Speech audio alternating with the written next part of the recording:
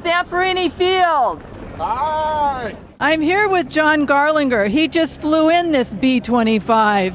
It's quite a museum piece. Can you talk to us about that? Sure, Betty. It's great to bring it in today. The B-25 you see here is a J model. Its name's Executive Suite. That's the name we've given it. And it's a flying museum piece, much like what you see here in the museum. We've had this airplane restored over the last 20 to 25 years. It's kind of a work in progress. It's always being maintained, and we're always doing new stuff to it and keeping it up. This airplane was born in 1944, so it's been around for a while. It's over 75 years old, and we fly it quite often. Today we flew it down from Camarillo, California. So it's based in Camarillo? Yes, ma'am. It's based in Camarillo, California. We are our own organization. We're the American Aeronautical Foundation. We're on the web at aafgroup.org for our group. And basically what we do is we preserve this airplane so that future generations can see what World War II was about and how they did it, and what was going on. If somebody wants to get involved in the organization as a volunteer, how would they do that? Basically, get on our website, look at our website, give us a call, and we kind of work people in when we can. We're an all-volunteer organization. There's a lot of maybe special talents that could be used on this kind of airplane, and we always love when new people come in because it's. What types of talents are you looking for? Maintenance is always good. A lot of times, just basic guys that want to come out and help clean up, do simple things like restoration projects, like scraping and painting and stuff like that. That's a lot of that always needs to be done on the airplane. Can you give us a closer-up look? Sure, we can walk around it and talk about some of the different parts of the airplane and how it functions and how it flies. It's a basic World War II aircraft. It uses round motors, what we call radial motors. So they're pistons. There's actually 2 rows of 7 pistons on this motor, and it's got 2 mags. It doesn't really have spark plugs. It has what they call mags, and mags are very much like a spark plug, but they put out a lot more power. This radial motor drives a central crankshaft, which is tied to the propeller. And the prop is a variable pitch prop. Inside this dome, there's actually a big piston. And we can control that piston from the cockpit to change the blade angle of the propellers. So if we need some more power or we need a little less power, we can change that prop angle. And that we do from the cockpit. That's part of flying the airplane. So there's 2 motors. There's one on each side.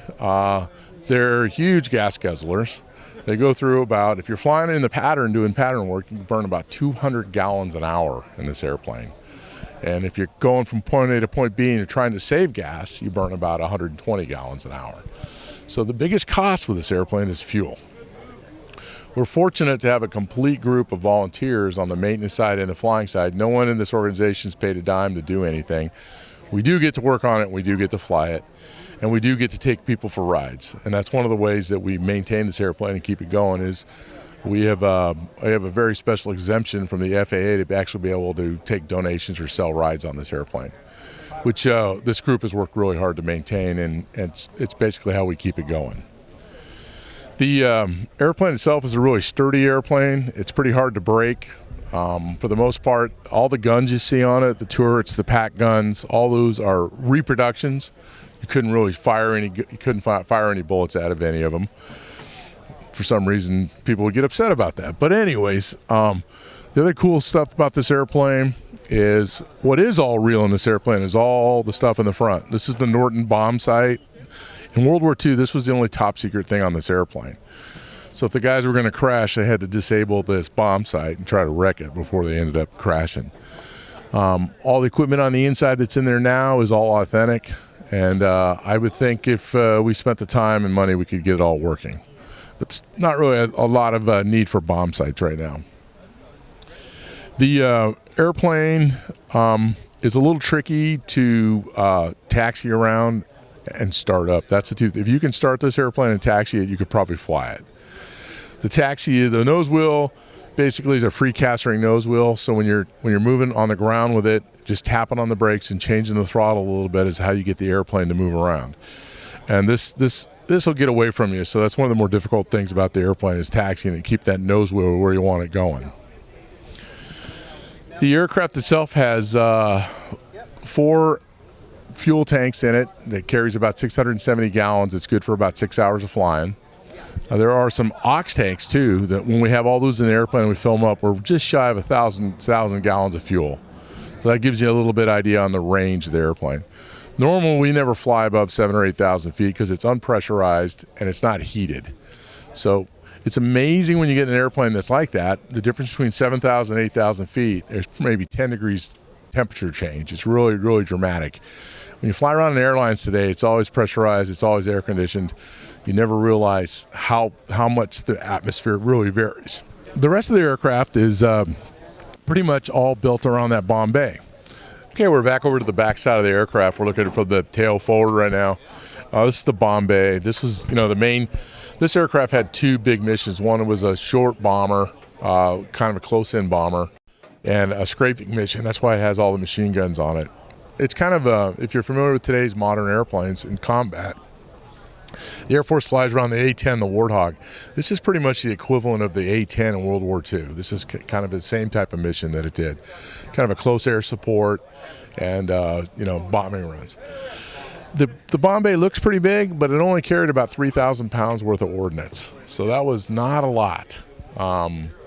That's basically somewhere between 6 and 10 bombs, and they were all dumb bombs at the time. So when you dropped them, they just fell where they flew, and that's where they ended up. Our bomb bay currently has a couple dummy bombs in there. Plus, we've also modified it, so we've got something in there where we carry our luggage around inside the bomb bay. So when you see inside there, you'll see there's a platform down. This bomb bay would have went all the way to the top of the fuselage back in the day when it was actually used to drop bombs. As you're looking through the camera here now, you can see we have a couple dummy bombs. And normally those bombs would go all the way up the side of the bomb bay. There'd be bomb racks all the way. We've got our storage thing in there, but it would go all the way to the top, and you'd have those bombs in here. And when they dropped them in sequence, but they usually dropped all at the same time. One of the things that we do with our airplane is when we find World War II veterans that flew the aircraft in combat or worked on it, we're always honored to have them sign the inside of our bomb bay. And you can see Richard Dunn signed this, and he flew it in 1945. It's a real honor to be able to have those vets do that for us.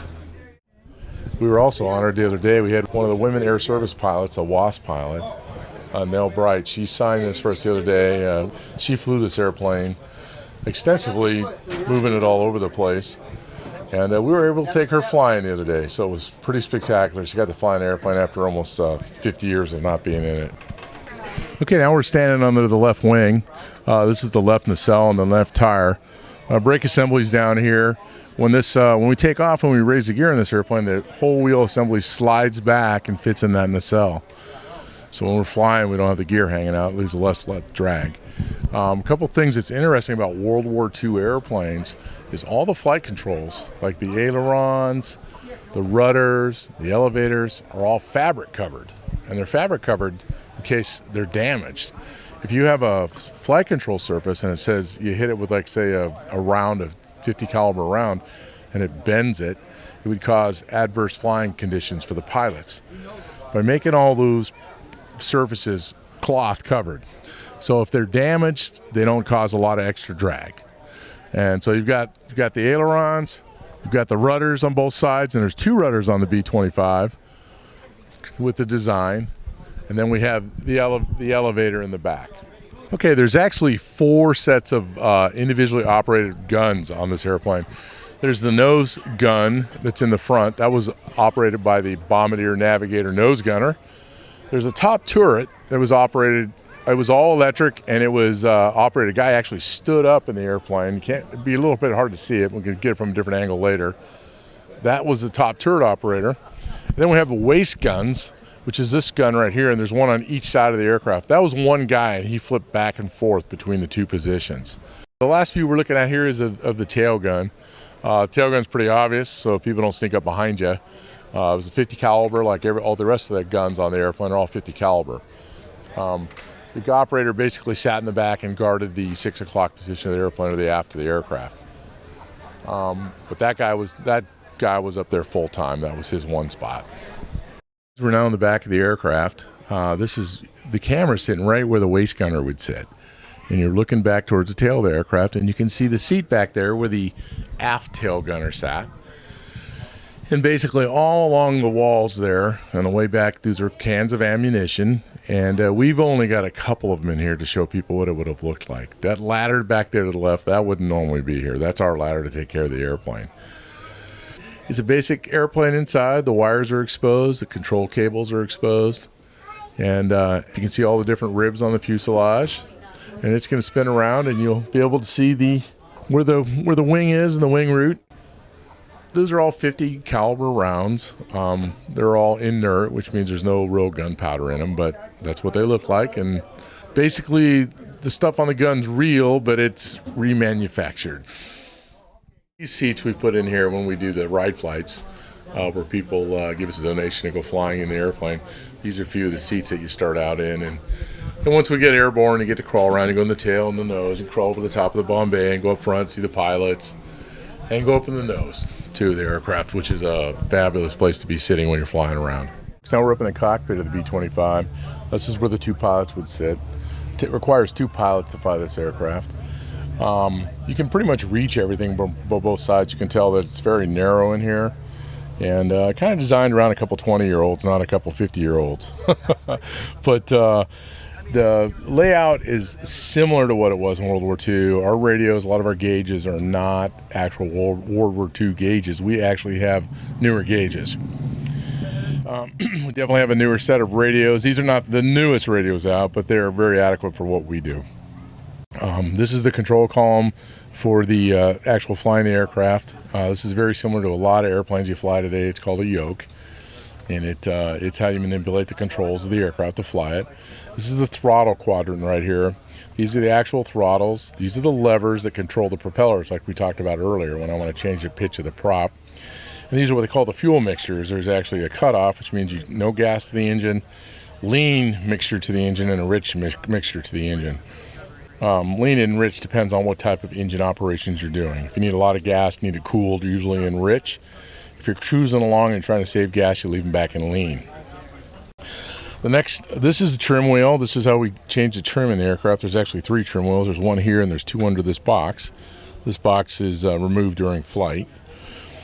These are superchargers right here. This is how we actually increase the airflow to the engine at high altitude. So if we go above 10,000 feet, we would turn the blowers to what we call high blower. So that's what that is. These are carburetor icing for if we have any ice. These carburetors have great big intakes on them, and the Venturi effect is really large on this carburetor, so it forms ice in that area very easily. So we can put heat to that area with these and keep the ice out of the engines. These right down here are the flap levers. This is the main flap lever, the main wing flaps. These are both cow flap levers right here, and that's how we regulate engine temperature by letting less or more air through the engine on the outside. It's not actually doesn't go through the carburetor. This is the part that flows over the outside of the engine and keeps it cool. So if we close those up, less air goes by the engine, it keeps the engine warmer. We open them up and get more air, cooling air to the engine. And at the very bottom here, underneath all this stuff, that's the gear lever right here, this red thing. And that's the landing gear right down there. That is essentially what all the things are on the center column here. If you come back up to the top here, this area in here, a lot of this is fuel, starting, ignition. This is basically the spark and the gas right here. And then everything else is quite similar to what other airplanes have. There's engine temperatures, there's oil temperatures, there's oil pressures. We have how fast we're going. Here's an artificial horizon. So if you can't see outside, if you have to fly in the clouds, you can fly on this and determine if you're upside down or right side up. That's what that's all about. This is to set course. This is your altimeter over here to see what your altitude you're flying at. If you're flying in the clouds, you're under what they call an IFR clearance, and you're given an actual altitude to fly. So you have to maintain that altitude when you're flying. So all these gauges over here are pretty much copied over here on the captain's side. Plus on the captain's side over here, you also have a flap and gear gauge. And then right in the top here, these are the 2 main instruments that we fly with we use when we're determining power settings for the engine. This is our manifold pressure, and this is our RPM, which is basically this is how fast the propeller is spinning, and this is how much air you're giving to the motor. And we very carefully regulate those when we're flying, and that's how we take care of our engines, which are the delicate, most important thing on this airplane are the engines. And that's about it. We got an old whiskey compass up here. It's called a whiskey compass because the fluid that's in there is actually whiskey. Doesn't rust anything, and I'm not exactly sure how that got started, but that's why it's called a whiskey compass. The last part of the show and tell of the aircraft here is climbing up the tube up to the nose where the bombardier / gunner / navigator would sit. When you first come up, the large device in the front is the Norden bomb sight. That at the time was probably the only thing that was secret on the aircraft. So if the crew was going to lose the aircraft, they would always have to destroy that before they were taken by the enemy.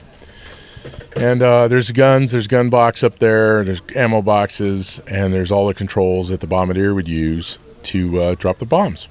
And actually, the equipment on the left side there, you'll see a box with some controls. That was the only autopilot on the plane. When they were coming in on the bomb run, the pilot would give up control of the aircraft to the navigator, bombardier, and he would take control of the airplane and fly it to its final target and release its load. Thank you for joining Peninsula Seniors Out and About here at the Western Museum of Flight in Torrance. I'm Betty Wheaton. See you next time.